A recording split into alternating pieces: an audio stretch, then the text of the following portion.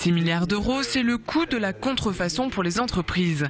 Perte de parts de marché, baisse du chiffre d'affaires, nécessité de licenciements, les PME sont les premières touchées. Pour lutter contre ce fléau, une réunion d'information était organisée aujourd'hui à la Chambre de commerce et d'industrie. Objectif, se prémunir et éviter les pièges. Mais face à ce phénomène croissant, les services de la douane n'ont qu'une seule solution, le contrôle des marchandises. Avec le boom du e-commerce, du commerce par Internet, on voit qu'il y a de plus en plus d'articles qui transitent et qui sont acheminés dans l'Union européenne et en France.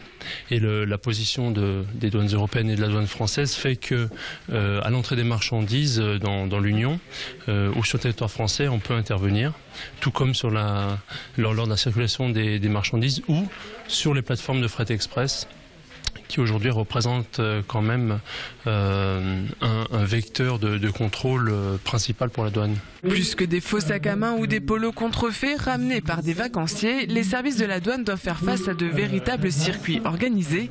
Reproduction de meilleure qualité, techniques plus sophistiquées. Aujourd'hui, différencier le vrai du faux n'est pas forcément évident. D'autant que la contrefaçon prend de nouvelles formes.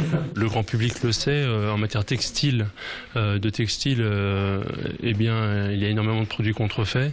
C'est vrai que les jeunes sont friands de marques. On voit que la contrefaçon aujourd'hui se limite plus au textile et on trouve des produits de première nécessité maintenant contrefaits, comme les médicaments, mais aussi les produits cosmétiques, les produits agroalimentaires, les boissons. Et donc là, il y a véritablement un enjeu en termes de protection du consommateur.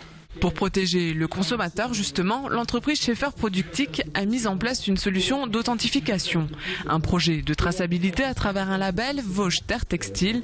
Le principe, marquer les produits pour certifier leur origine. L'objet de notre projet consiste, au travers d'un système déclaratif, à établir des balances entre les produits qui sont mis sur le marché, les quantités des produits mis sur le marché, les quantités de matières qui sont réellement produits dans la zone géographique et assurer le consommateur que chaque fois qu'il achète un produit, ce produit a fait travailler la zone géographique pour une part correspondante et acceptable par rapport au label.